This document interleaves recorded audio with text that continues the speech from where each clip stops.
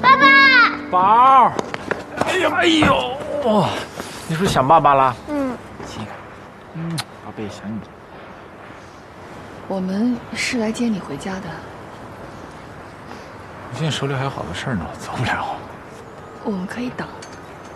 不用，要不然你带小莫先回去吧。没关系的，能等。爸爸跟我回家吧。宝贝，爸爸上着班呢，爸爸有好多事儿要做，爸爸现在回不了家。这样，你乖乖的，你跟妈妈先回家，爸爸晚一点再来看你，好不好？爸，哎，宝贝，没事儿，你先去忙吧，我们就在这儿等着。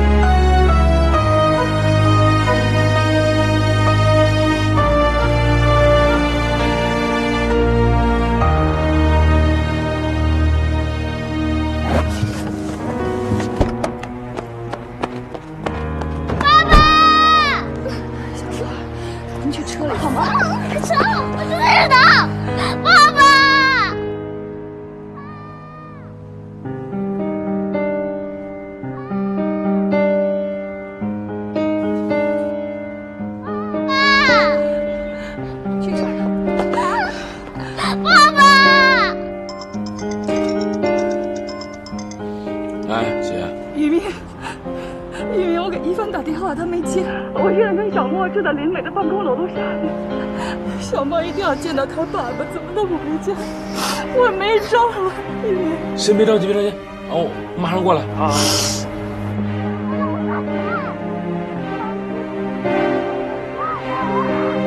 爸爸，我们回家等爸爸。爸爸。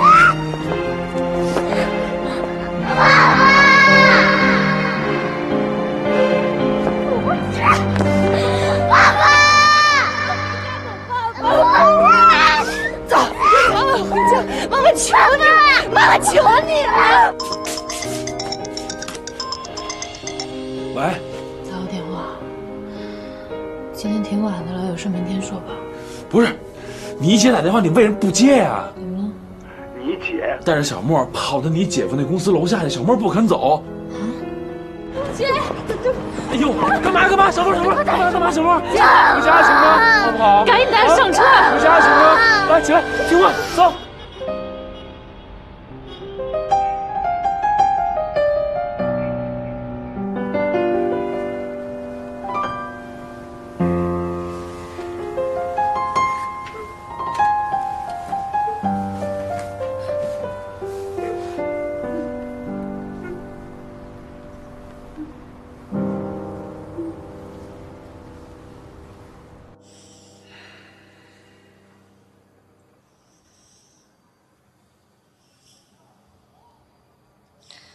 爸爸为什么不要我们了？你看，我刚才不是跟你说半天了吗？爸爸没说不要你们。是不是我和妈妈惹他生气了？小莫啊，我只能告诉你呢，可能是你爸爸跟妈妈之间呢，俩人吵架了，跟你呢应该没什么关系。但是姨父啊，今天必须得批评你。你说你今天这么闹，你应该吗？爸爸跟妈妈吵架了，妈妈心里肯定已经不舒服了，但你这么一闹，你想想，她心里会不会更不舒服呀？小莫啊，你现在呢长大了，你得学会呢站在别人的立场上去想问题，有的时候啊，你得替妈妈想想，好吗？行了，你今天闹也闹了，可以睡觉了吗 ？OK， 那就闭眼睡觉吧。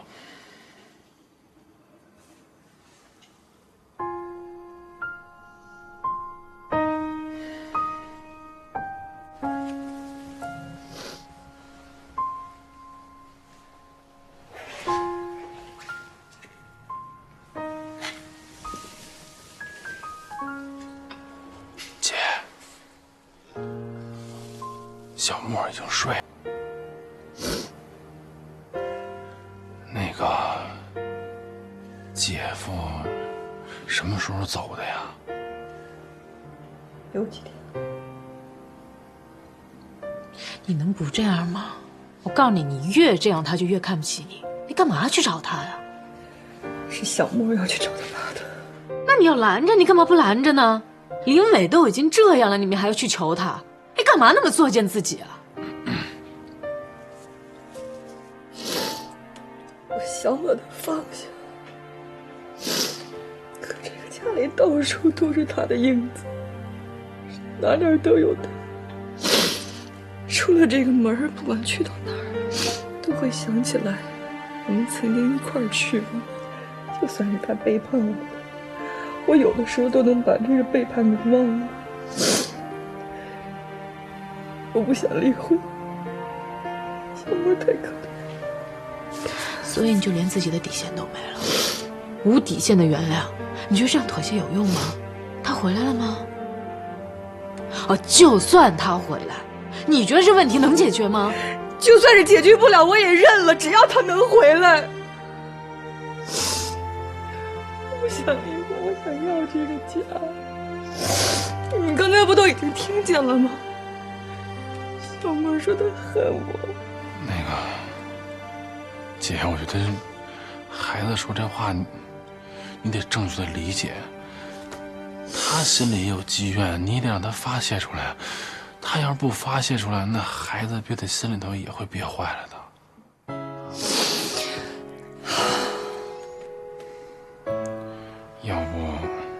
要不这样吧，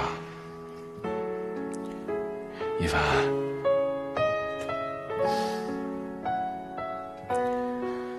那什么，要不今天晚上你就在这儿留着，好好陪陪姐，我先回去，然后明天早上呢，我过来再接小莫上学。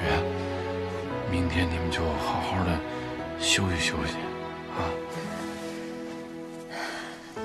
谢谢你啊，玉明。没事，姐，这我应该的。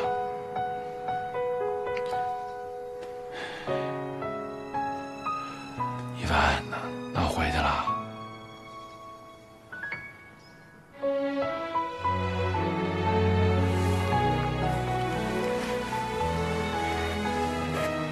姐，那你们别太晚。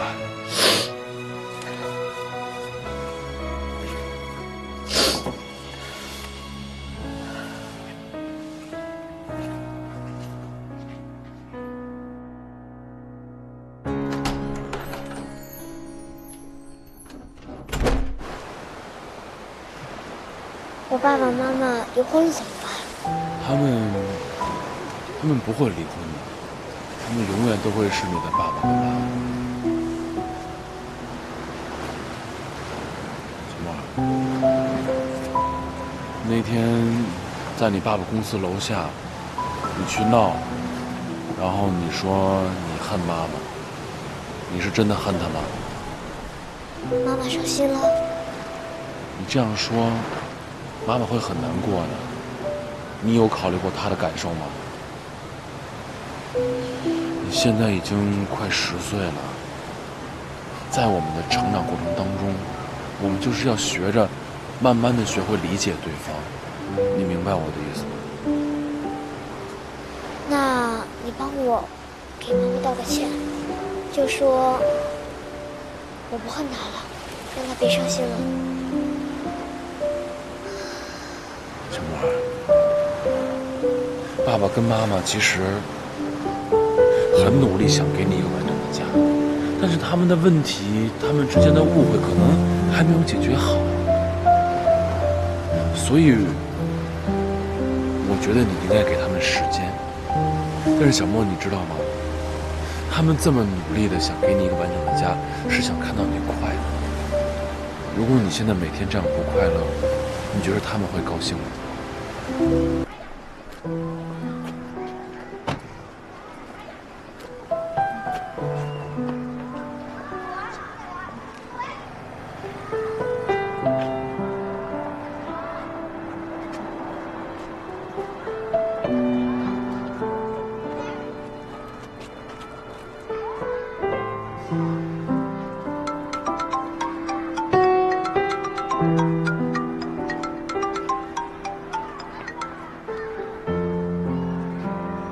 喂，今天没来上班啊？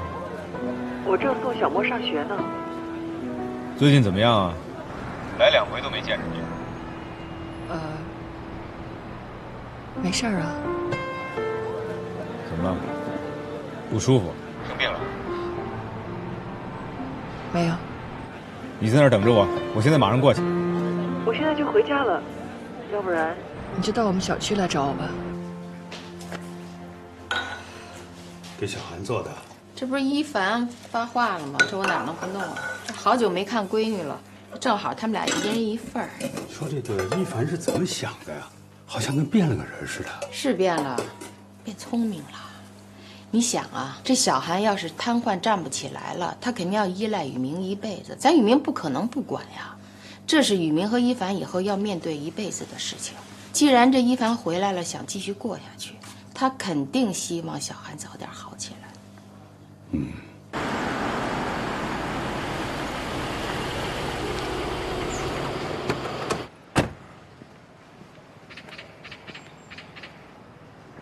怎么脸色这么不好啊？有吗？是林伟又怎么你了？他搬出去住了。啊？算了，不说这个了。找我有事吗？咱甭在这儿聊了，找个地儿边吃边说吧。啊！哎，我现在什么都吃不下。你瞧你现在这脸色，有一大半就是饿的。我跟你说，人饿的时候啊，看全世界都别扭；吃饱了，天塌下来都没事儿。走，走。妈，哎，你以后就不用给我送汤了，小宝每天都给我煲，我都喝吐了我。你吧，就生在福中不知福。我跟你说，你妈这辈子都没喝过你爸煲的汤。要这么说吧，人小宝还真不错。就那样吧。哎妈，哎，你看这怎么样？这怎么弄个粉色呀？这还不知道男孩女孩呢。也是哈，啊，是吧？哎，林伟哥，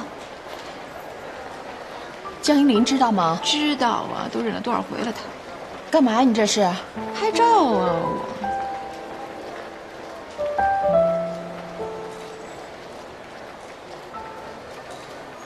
哎，干嘛你这是？你现在不能动气，怀着孕呢啊！我不动气，我就过去提醒他们一下，要不我对不起依琳姐。我提醒去。你看这个好不好看？林伟哥，谁啊？小丫，你怎么在这儿？啊，这位是我们公司的同事。啊，这是我妈。认识。你好，阿姨。见过啊？见过。哎，那我们自我介绍一下啊。我叫王小丫，是依琳姐妹妹的小姑子。这位呢是我妈，是依琳姐妹妹的婆婆。哦，依琳姐你认识吗？她老婆。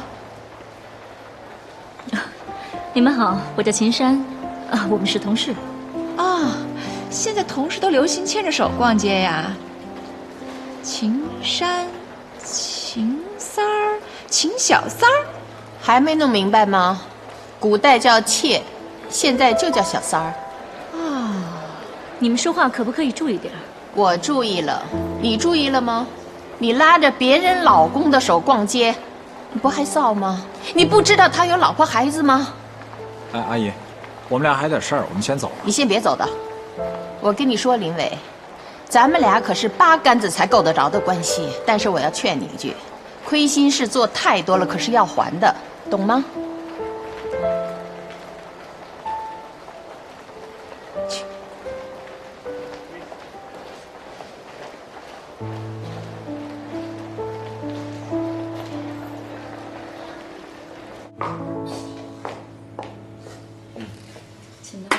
谢谢。小陈吧，这个汁儿做的特别好，牛肉也特别新鲜。待会儿还有甜点，你也可以尝一尝，味道很不错。你有想吃什么你就跟我说。我一朋友啊，就是一饭馆114，一纯吃货。你想吃什么，你跟他讲，都有推荐。你想让我化悲痛为食欲啊？你最近确实太瘦了，可以适当增点肥。妈，您刚才真是太帅了，但真的太可惜这江依林了。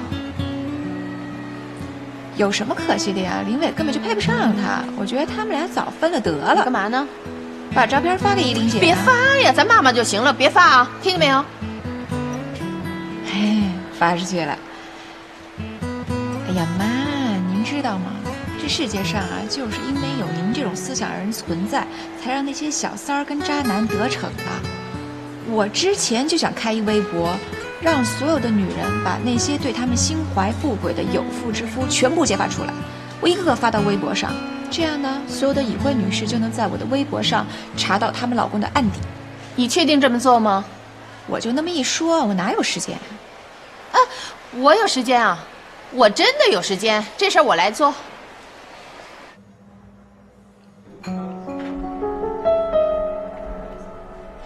怎么了？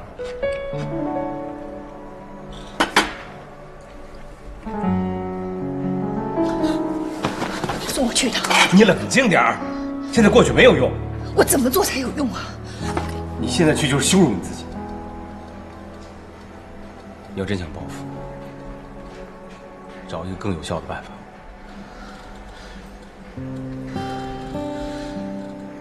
其实你是一个很优秀的人，你的问题就是放不下。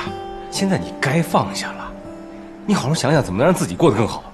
不管什么时候，你记着，你还有这个男闺蜜呢。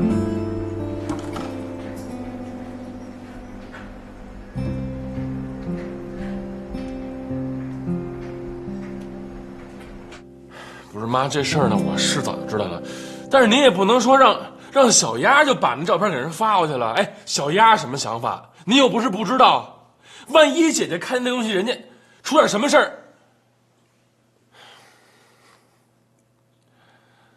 行了，我呀，我不跟您说了，这样吧，我跟一凡过几趟，好不好？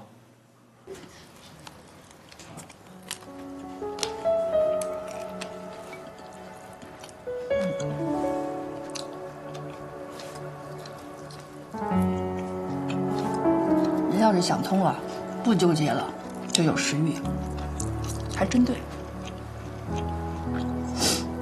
那个姐，我妈和小丫啊，是我谢谢他们。去年在网上，我们同学的那个群里，有一个男同学的老婆跳上来就破口大骂，骂她老公有了外遇，各种揭发，弄得她老公特别狼狈不堪。当时我们就想，完了，他俩肯定得离，这日子肯定过不下去了。后来他老婆居然说，不管她老公在外边发生什么事儿，她都不会离婚，这个家都不会散。我当时听完之后，我特佩服这个女的，事情都这样了，她还能这么想这么做，实在是了不起。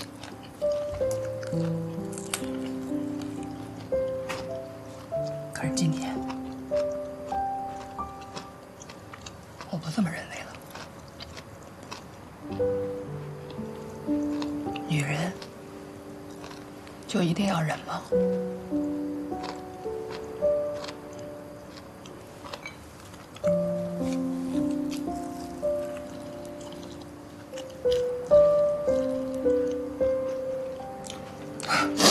我没事儿，回去吧，不用担心我啊，好着呢。哦，对了，过2天伟伟过生日，你们把时间留出来，我准备热热闹闹给他开个大 party。回去吧。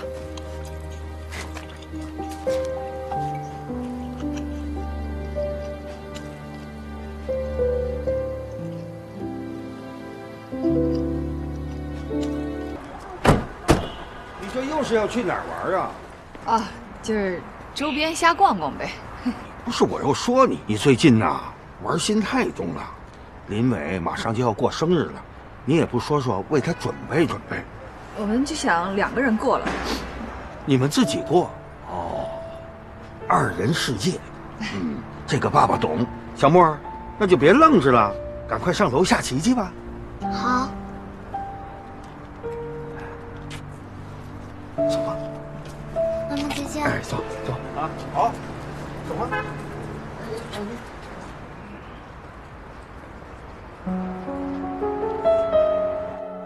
依林，你觉得这样有必要吗？你一个电话接一个电话的，你就把我放下吧。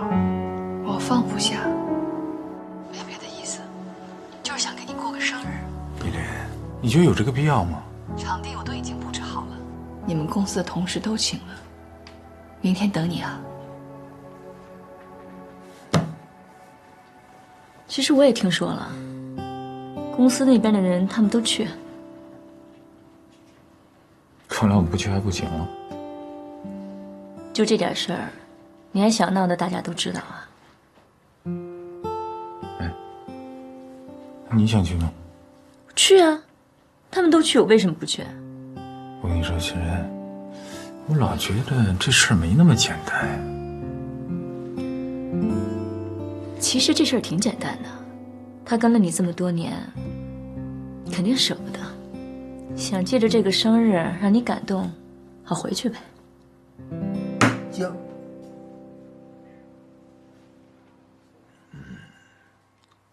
我再讲。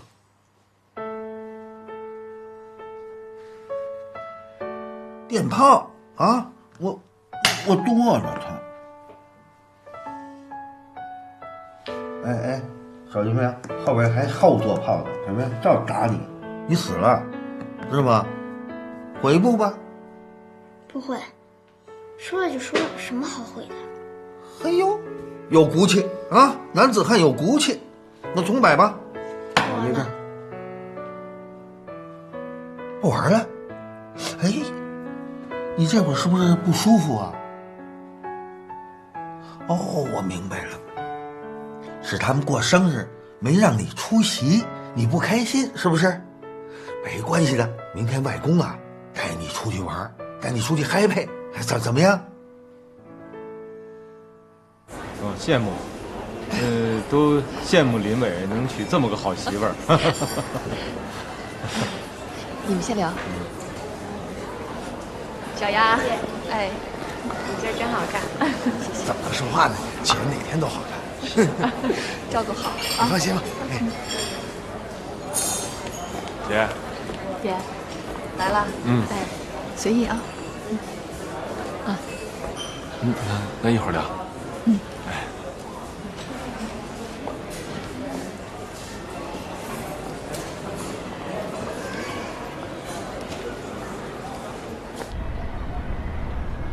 升旗来喽！默默，小莫，小莫，升旗，你来放，你来放，来，拿着，哎，抓住了啊，抓住了，这手，对，对，升旗来喽，升旗来喽！要掉下来了，放啊，收线，要掉就收线，收，你怎么了你？啊，放啊，不舒服啊？发烧了吗？没有啊，怎么了你？爸，我妈今天可能会离婚。啊？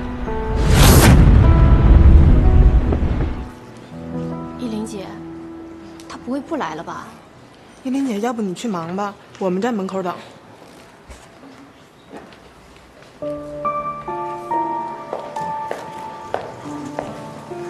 来了。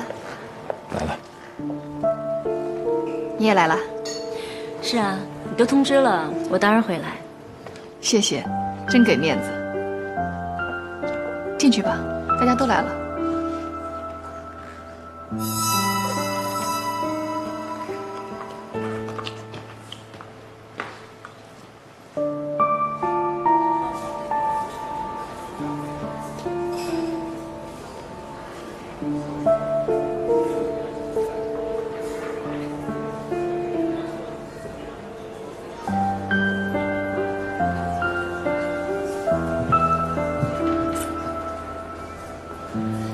各位，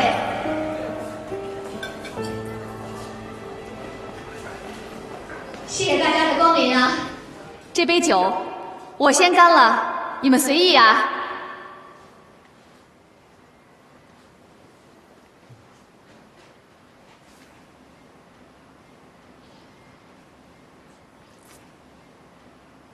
平时我也不爱说什么肉麻的话，但是今天是我老公林伟的生日，也是我们的结婚纪念日，我就肉麻一回，大家请看吧。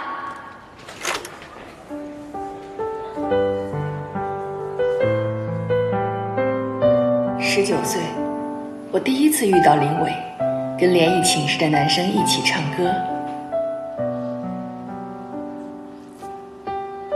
20岁，我们俩第一次约会，他说要把这辈子的约会都卖给我，我给他买了一大桶冰激凌交换，他吃完拉了2天肚子。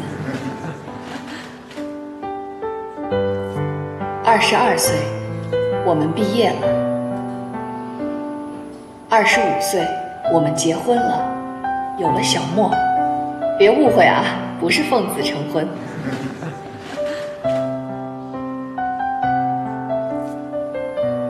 小莫满月，我们住50平米的小房子，林伟感动得不得了，说累到吐血都要给我们娘俩更好的生活，换大房子。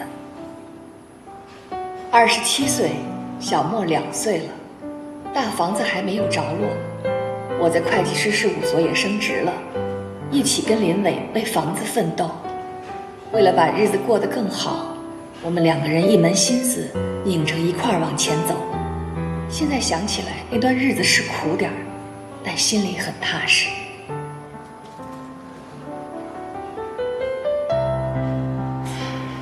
这个时候，我老公得到一个很好的机会。韩总，您还记得吗？当时韩总那单生意吗？您说，只要林伟能拿下这单生意，您就给他升职。韩总，到现在我都感激你，谢谢。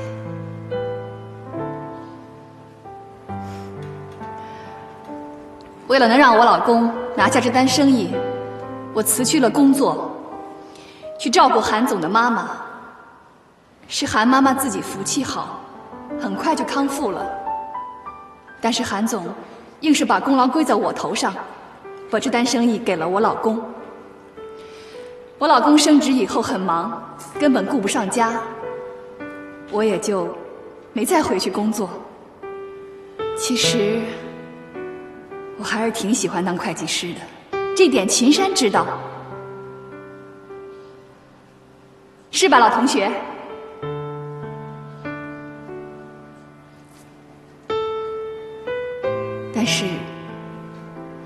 但是我更喜欢当林太太。结婚之前，我跟秦山一样，认为事业最重要。但是结婚以后，有了孩子，我觉得林太太才是第一位的。依林，我得给你封一个模范贤内助。行啊，谭总，谢谢。来，大家接着看。聪明姐吗？我也是没有办法了，孩子们呐都不接电话，我只有打给你了。都不接，他们都没在家呀。那你知道他们去哪儿了吗？我也不太清楚，好像说是给林伟过生日什么的。都这样了还给他过生日啊？那你知道去哪儿给他过生日吗？小丫结婚那个地方叫翠明路，什么荷塘月色。哦，知道了。30岁，我们有了大房子、车子。儿童节带小莫去游乐场，坐过山车，他恐高。林伟把他放在肩膀上待了几分钟，想锻炼他，结果硬是下不来了，说这样感觉他一下子长成了大人。小莫之前说他坐在林伟的肩上像个大人，现在也算是个小大人了。小莫10岁，我35岁，林伟36岁。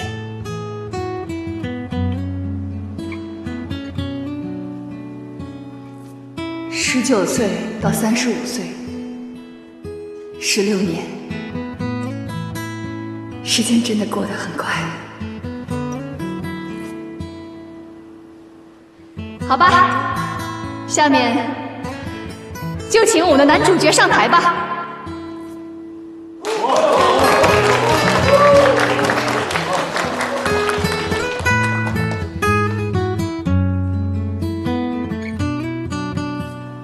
老公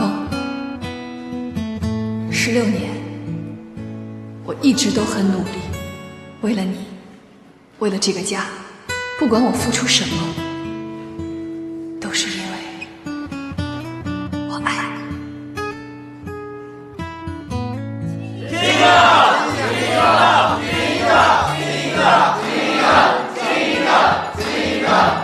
说老夫老妻，这别行。这个是你们说的啊。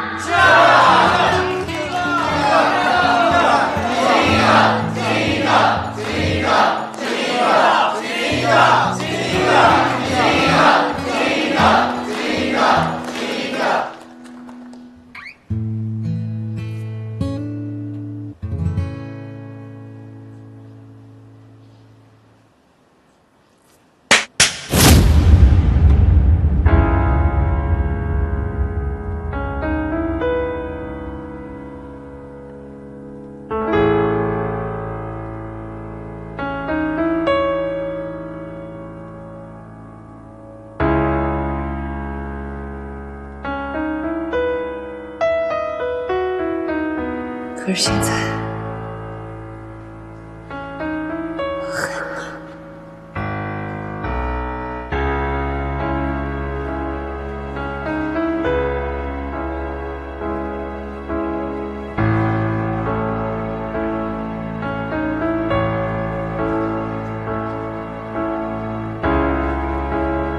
35岁，我老公背着我，跟他们公司的财务总监。我的老同学秦山走到了一起。16年前，我也青春逼人，现在青春不在了，我只剩下一肚子的怨气。我不能就这么过下去。秦山，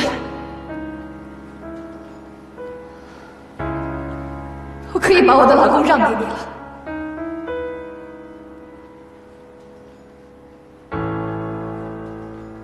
我现在放手了。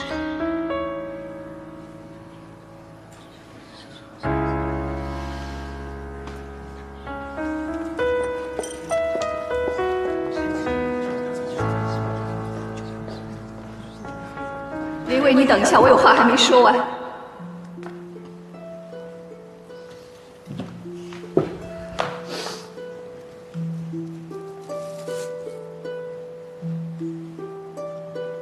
16年，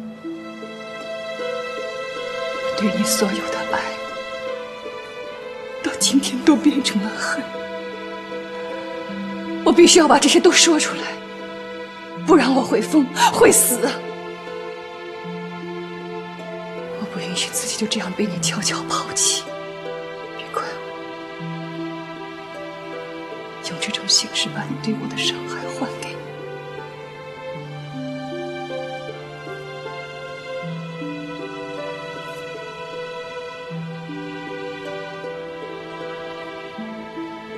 生日快乐！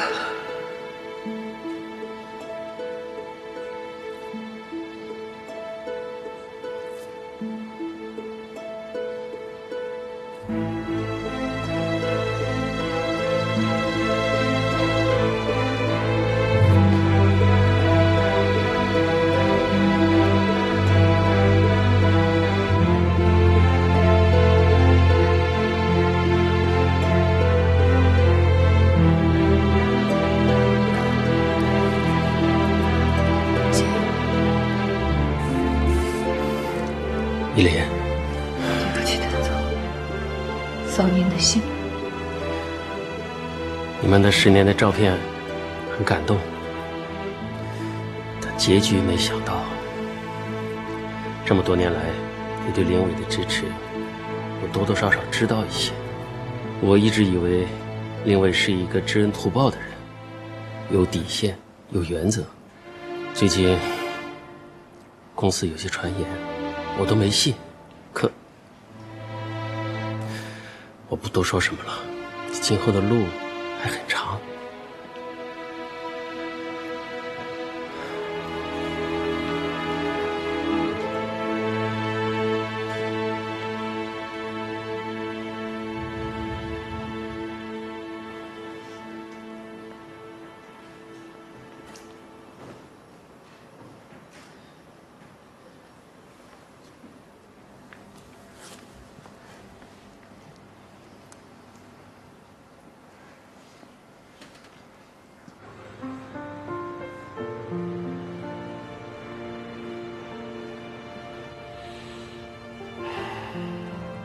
爸，您倒是说句话呀！不行，玉明儿，哎，你进去，跟依林说呀，在林伟那儿啊说句软话，实在不行的话，我去给林伟认个错，行不行？不是爸，那我跟一凡呀都已经劝过了，他俩那真是过不下去了。可他们不能离婚呐！你想想啊，以后依林一个人带个孩子，那怎么过呀？他是搞婚介的，他不会不明白这个小道理。玉明儿，你跟我说句实话，是不是林伟在外头已经有人了？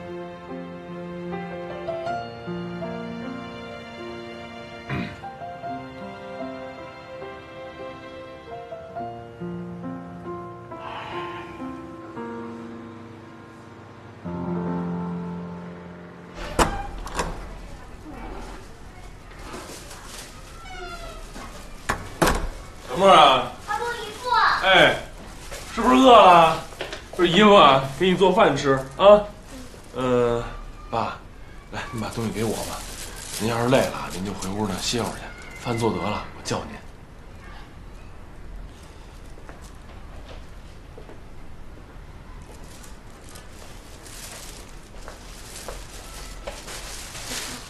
我妈怎么没回来？啊，你妈呀，我妈回来，只不过你妈呢，可能今天回来的会晚一点啊。姨父，我问你个问题。你说。我爸我妈是不是离婚了？你知道什么是离婚了吗？知道，就是一件没有意义的事情，很严重。有多严重？就是非常严重。小莫，你告诉我，你是不是特别怕他们两个离婚呀？我不怕，因为他们离婚了，我还能见到他们。那你为什么这么问我呀？因为我怕他们见不到了。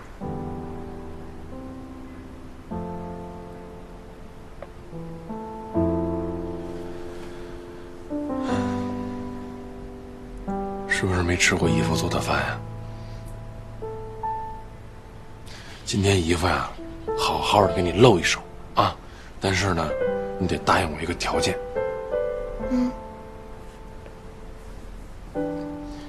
一会儿咱跟外公吃饭的时候啊，在饭桌上，你呢得使劲的把菜跟饭呀都吃干净了，这样的话，外公才高兴，好不好？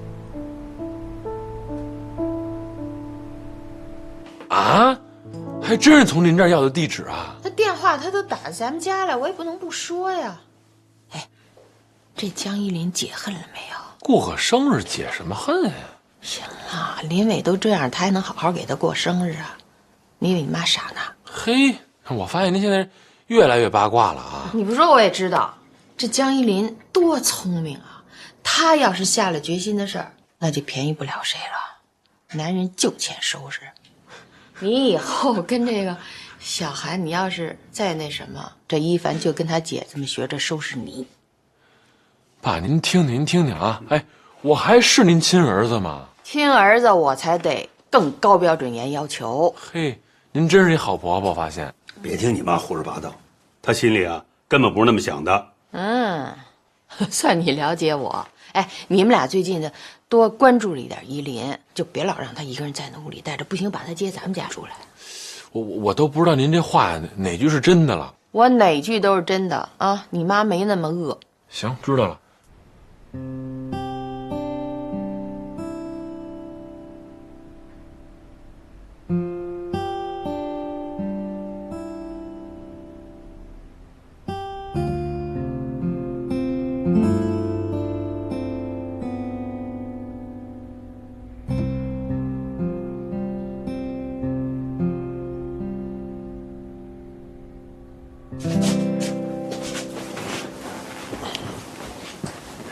我爸怎么样啊？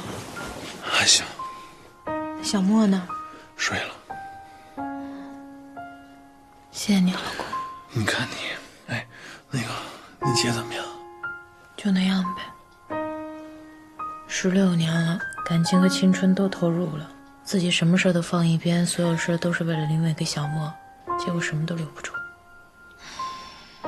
要是有一天，我也因为相信你而付出代价，我也认了。来，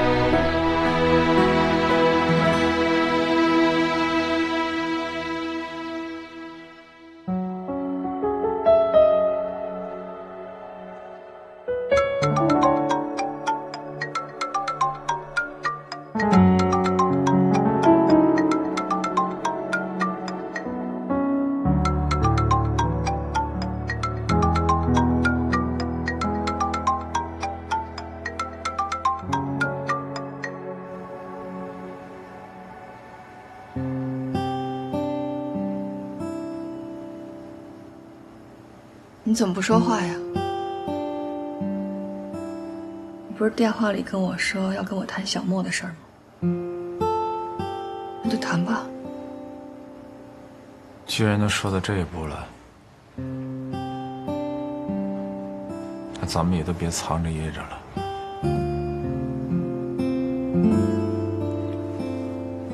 只有一个要求，你让我把小莫带走吧。怎么可能呢？我怎么可能会把小莫给你呢？这个问题连想都不用想，你根本就没有资格。是，我是没有资格说这样的话。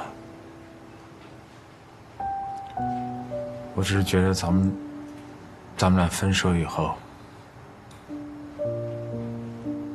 你一个人带个孩子太不容易了。家里的房产、现金你都可以拿走，我就只想把孩子带走就行了。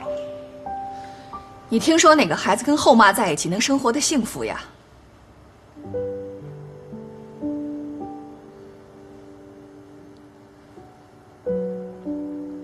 小莫是我一手带大的，他从小到大，所有的事情都是我在照顾。他已经习惯了跟我生活在一起，而且我们俩之间没有必要较劲，要想到孩子的感受。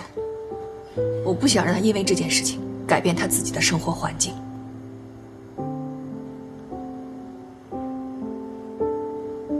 不过有一点你放心，你永远都是他的爸爸。这个我是清楚的。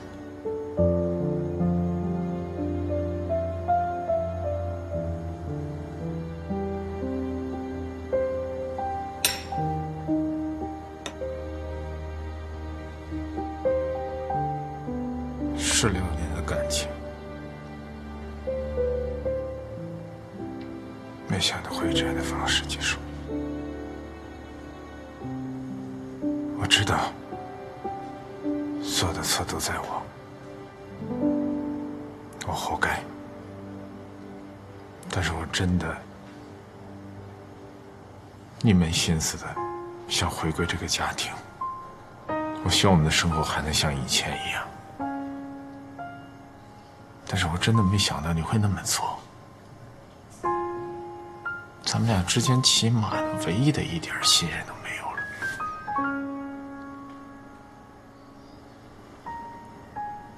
我承认，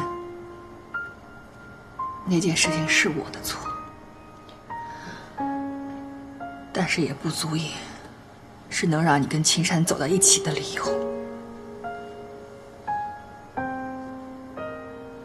行了，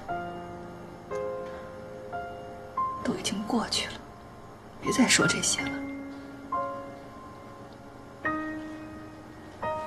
既然我们已经谈好了，也已经这么决定了，那咱们就痛快点儿，明天就去民政局把事儿办了吧。就明天。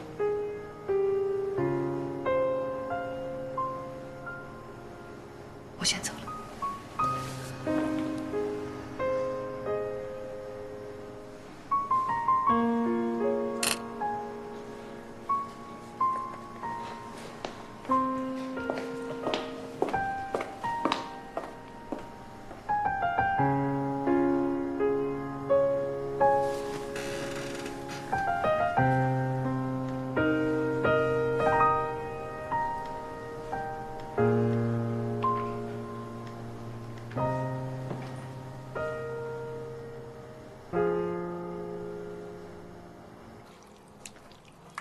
你说这人心还真是隔肚皮啊！以前林伟哥看起来那么好，现在怎么就……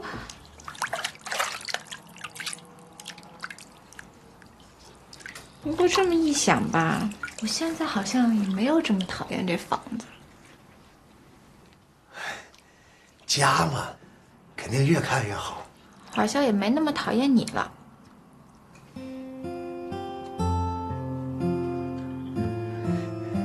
真的？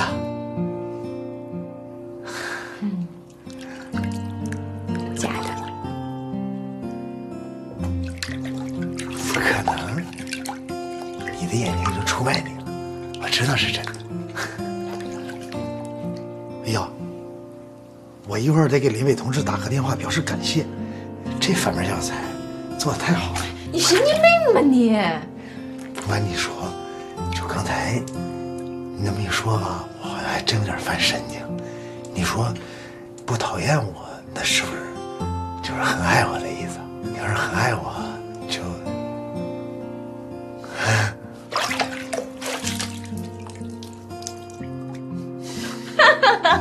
这脚洗完了，它就是香。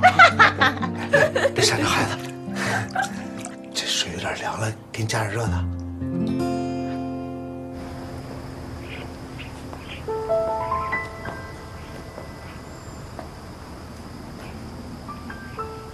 你就没有什么话想对我说吗？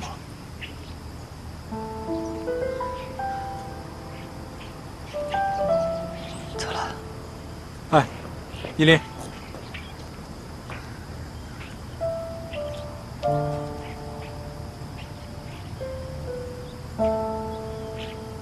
你什么都不用说，我不想听。那我送你行吗？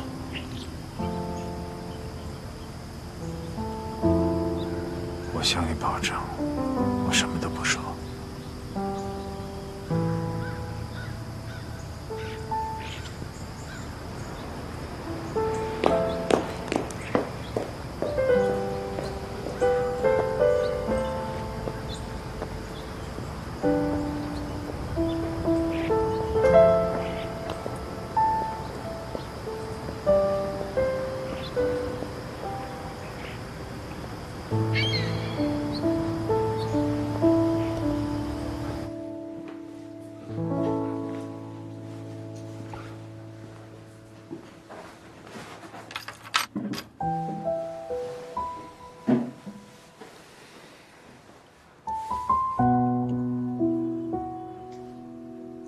10多年了，咱们两个终于在一起了。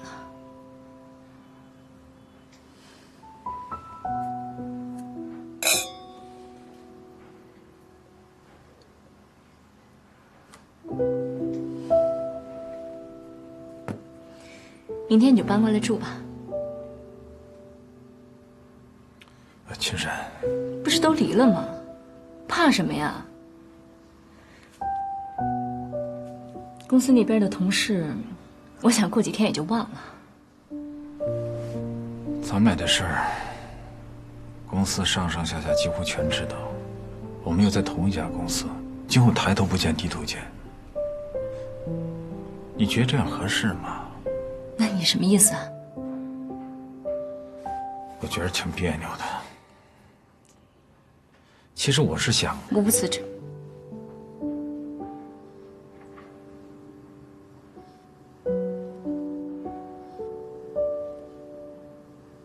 让你失望了。我从来没打算过让你辞职。我话都没说完呢，你想都不想，你居然让我辞职。我也没想让你辞职啊。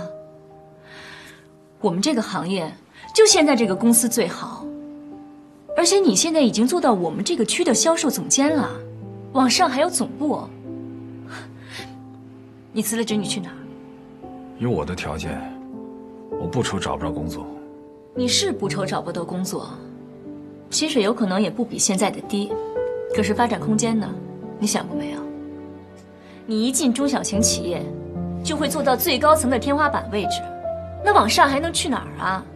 你才30几岁，往后你还有20多年要奋斗呢，那以后怎么办？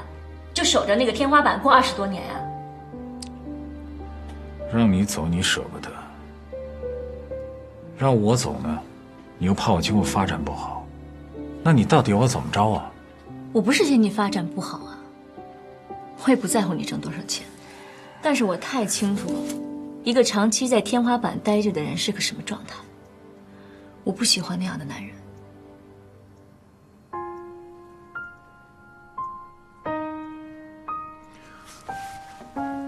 深深，我到底要怎么做，你才能够满意呢？我们都留在公司，一起做到总部。我这个人就这样，可能别人呢喜欢中高层的感觉，而我偏偏就喜欢后面还有一大段路要走。我想你也是这样的。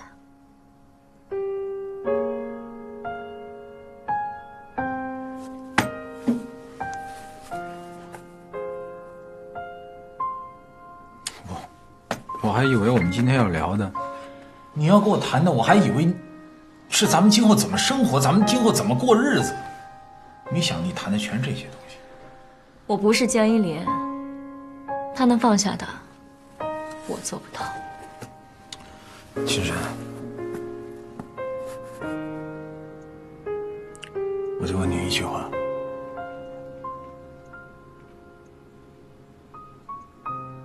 你是真的爱我吗？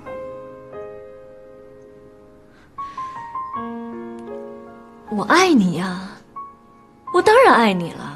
正因为我爱你，我才不想成为第二个江一莲，一个不懂得自我和婚姻之间平衡的女人，被沦为弃妇的故事，我不想再上演了。林伟，你为了我放弃10几年的婚姻，那你应该清楚，什么样的女人才能够抓得住你。你家那串钥匙也用不着了，就扔了吧。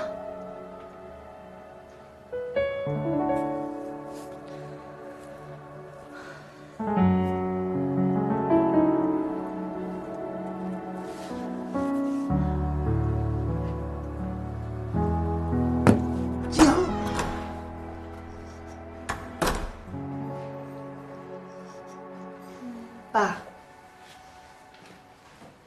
妈，乖吗？妈，我又快输了。小莫，棋不下了，去做作业去。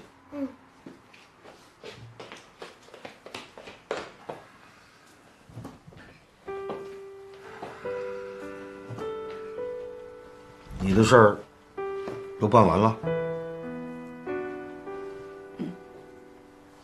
办完了好，办完了就踏实了。从今往后啊，就带着小莫，好好的过日子。还是住回家里来，就像你们小时候一样，我给你们做饭、刷碗、收拾屋子。你们住回来呢，我这儿也热闹了。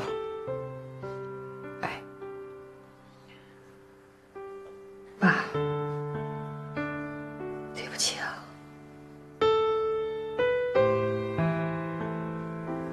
我让您失望了。不过您不用担心，我没事儿。跟林伟的事儿也不是1天2天了，我有心理准备。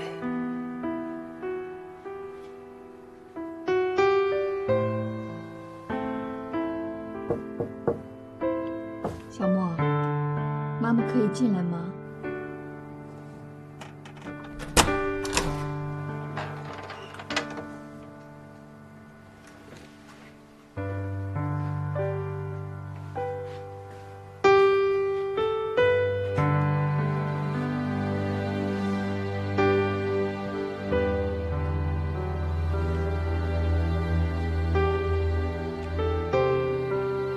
宝贝，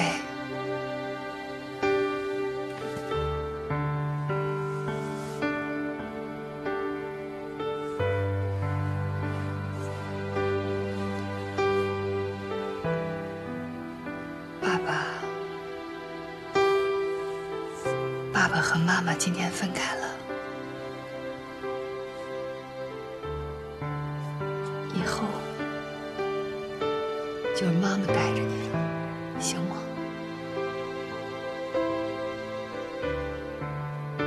行吗？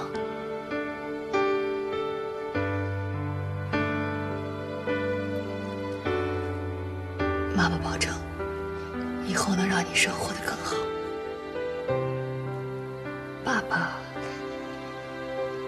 爸爸其实一直都是爱你的。如果你想到了，就跟妈妈说，妈妈可以带你去见他。你跟爸爸之间的事情，妈妈不会干涉。好吗？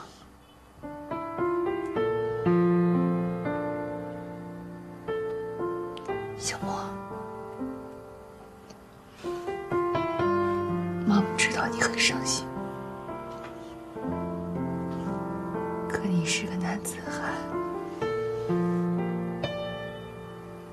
妈妈不想让你哭。